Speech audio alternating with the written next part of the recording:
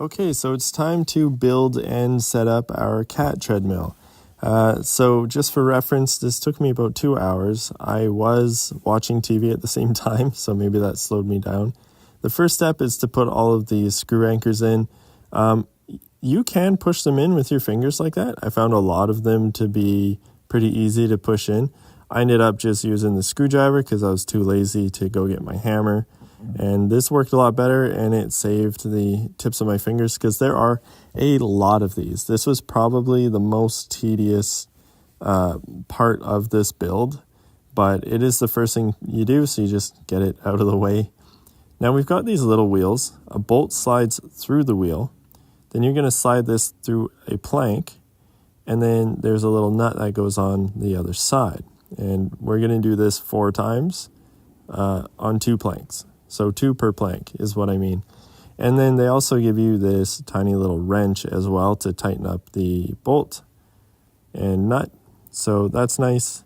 It's pretty small, so it's a little bit frustrating to use. I don't think this being really tight matters that much either. This just kind of keeps the wheel from any lateral movement.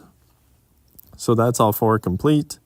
And we're going to move on to the next step, which is very similar. We're actually going to be installing these casters now. So this is what the wheel actually spins on. And we got these little blue screws to screw them in. Now the holes go right through to the other side, as you can see, so it doesn't matter which side you put the wheels on. And I'm just going to speed this up a little bit because you don't want to watch me screwing these in. But this is an easy step. Since everything's symmetrical, it's kind of hard to screw up. You can't really put it on backwards or upside down or anything like that. I'm going diagonally just because I think that's a good way to tighten stuff, kind of like a wheel on a car. The screws do not poke out the other side. I double checked. And one thing I noticed at this point is that the screwdriver they give you is also magnetized. So that was a nice surprise. And all 4 casters are on, so we can move on to the next step. And these are feeling pretty solid. All right, so now we are starting to build the base. Now, there's this little metal nut in there. You want to make sure that the hexagonal shape is facing inside. And if I flip it over, you can see it's round on this side. We want that facing outward, just like this, because the lock is going to screw in there later on. So this part's a little bit frustrating because you kind of have to hold the piece upright and then also screw from the bottom. But I was able to figure it out, so I'm sure you'll be able to figure it out too. We're going to do this twice, 1 for each side, just like that. And then we put the other side of the base on. It's slotted in pretty easily, everything fit, and then there's 4 screws per side, so 8 in total. And then we got the base done. So that was pretty quick. Like I said, putting in those little yellow anchors was probably the worst part. I think this took maybe 30 minutes. So building the wheel. We've got the same issue here where we kind of got to hold it together and screw it in from the other side. This one plank has a rectangle hole in it. Now, the instructions say to randomly place this. What they mean is it's arbitrary. It really doesn't matter where you put it because the wheel rotates. As long as it's in there, it's fine. So it doesn't matter where the one with the hole goes. So I got them standing up like this. And then this is our first look at the joint for the rim of the wheel. It's pretty easy. Some of these have two screw holes in them. So we'll just set that up right there. And then we're going to put the top pieces on over top here. And done. Pretty easy. The joint was pretty easy. Just put them, screw it in the holes, I guess. It's looking pretty good so far. This took a while for me. So at this point I noticed they forgot to screw a hole. I'm actually missing a hole here. So a little bit irritating. I had to backtrack a little bit. I was able to just loosen up these parts, pull it out, and I screwed in a new hole myself. So you can see it's a little bit off, but it did the trick. Moving on, this is the other side of the joint. So yeah, it's just this little piece with 4 holes, as you can see. And then we put these bolts in. And they're going into actual like metal inserts on the other side, so it's super sturdy. And I finally have the wheel complete. This was the most time-consuming thing. This is the first test spin, and Miso is interested, although she's a little timid. And yeah, it feels really good at this point. So this is the lock. It just kind of, you slide it up and down like that. So they recommend that you lock it when it's not in use. I think we're just going to lock it at nighttime because it is in our bedroom, or it will be in our bedroom, and it's a little bit loud. So I just want to read step 18 here. Put black belt back glue mother-in-law.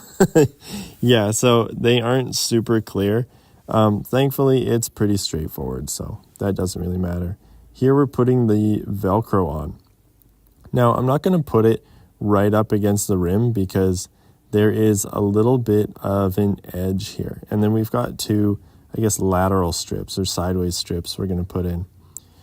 So the glue on this is extremely sticky. It's good stuff. I'm impressed with it. So when you place it down, just make sure that you're putting it down where you want it to be, because it's hard to peel up. But I did manage to peel it up when I made a mistake. It's a little bit frustrating just because you have that coil of Velcro kind of fighting against you, but I got it done. You don't have to crank your neck around or anything like that because it's obviously a rotating wheel. And then you just cut it with some scissors to length. You got a little piece of paper there I'm going to pull off.